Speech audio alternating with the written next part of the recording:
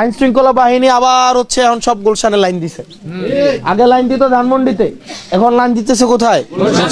দেখবেন এখন বিএনপির থেকে বড় বিএনপি হয়ে গেছে মিডিয়া। বড় বিএনপি এখন আমরা। হাসিনার সময়ে যারা বিএনপির নেতা কর্মীদেরকে মারার বৈধতা উৎপাদন করছে, জামাতের নেতা কর্মীদের মারার বৈধতা উৎপাদন করছে যেসব ব্যবসায়ীরা, যেসব টিভি মালিকরা, তাদেরকে এখন আবার কাছে টেনে নিচ্ছে কোন রাজনৈতিক দল? আপনারা দেখতে পাচ্ছেন কিনা, নাকি দেখেন নাই? দেখতেছেন না? এই কর্মীর রক্তের উপরে দাঁড়ায় আমরা তাদের সাথে এখন আবার সুসম্পর্ক করতেছি। এই কর্মীর মৃত্যুর বৈধতা উৎপাদন যেসব টিভি মালিকরা করছে। 71 টিভি কি করছে? কেন তারেক জিয়া হচ্ছে একটা স্বৈরাচার, কেন তারেক জিয়া হচ্ছে কি দেশদ্রোহী, এগুলার হচ্ছে কি সিরিজ হচ্ছে রিপোর্ট করছে, করে নাই? সময় টেলিভিশন করে নাই?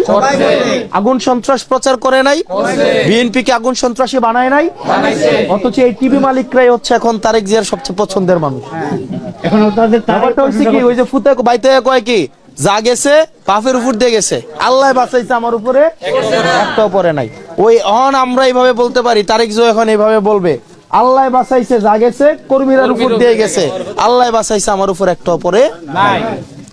আমরা এই দেশটাকে আর ভারতের গোলাম হইতে, আপনি যেই রাজনৈতিক দলই হন না কেন, এবার ভোট দেওয়ার ক্ষেত্রে বিবেচনা করবেন তারা দুর্নীতির বিপক্ষে কিনা, তারা ভারতীয় আগ্রাসন বিরোধিতার বিপক্ষে কিনা, তারা হচ্ছে ধর্মীয় স্বাধীনতার পক্ষে কিনা, সাংস্কৃতিক বিকাশের পক্ষে কিনা, তারা হচ্ছে আগ্রাসন বিরোধিতাকে তারা সমর্থন করে কিনা, তারা সংস্কারকে স্বাগত জানায় কিনা।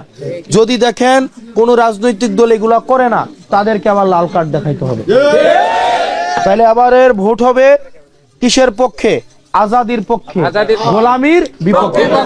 গোলামির বিপক্ষে। এবার সারা বাংলাদেশ দুইটা ভাগে ভাগ হইছে। একটা গ্রুপ চলে গেছে যারা দুর্নীতিকে আগের মতো বাংলাদেশ যে এইভাবে চলছে ওইভাবে চালাইতে চায়, যারা ভারতের সমর্থন নিয়ে দেশ চালাইতে চায়। সেজন্য আপনাদের কাছে আহ্বান থাকবে, এবার যারা দুর্নীতির পক্ষে অবস্থান নিচ্ছে, ভারতের পক্ষে অবস্থান নিচ্ছে, সংস্কারের বিপক্ষে যারা অবস্থান নিচ্ছে, তাদেরকে লাল কার্ড দেখাবেন। আর যারা সংস্কারের পক্ষে আছে, দুর্নীতির বিরুদ্ধে আছে, ভারত বিরোধিতার প্রশ্নে যারা আপোষহীন, আপনারা তাদের পক্ষে অবস্থান নেবেন।